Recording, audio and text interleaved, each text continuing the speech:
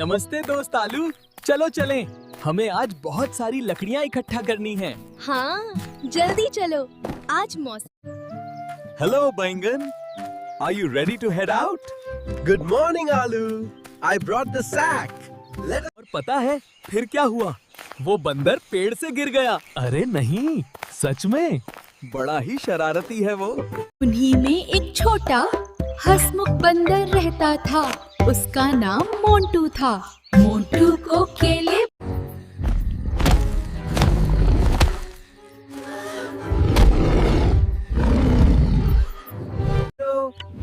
मुझे लाइक करो, मुझे सब्सक्राइबर कर लो। मुझे कमेंट करो।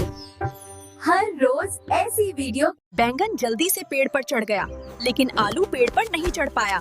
आलू डर के मारे जमीन पर लेट गया और अपनी सांस रोक ली।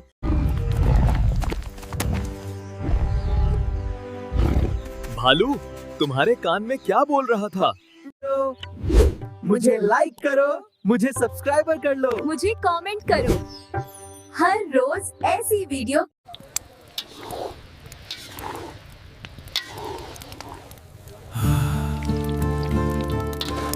ओए, जल्दी 5 समोसा पैक करो। ताजा हैं या बस दिखावा? हाँ मालिक, एकदम ताजा हैं, अभी निकले हैं। लेकिन उसी गांव में एक अमीर नारियल भी रहता था।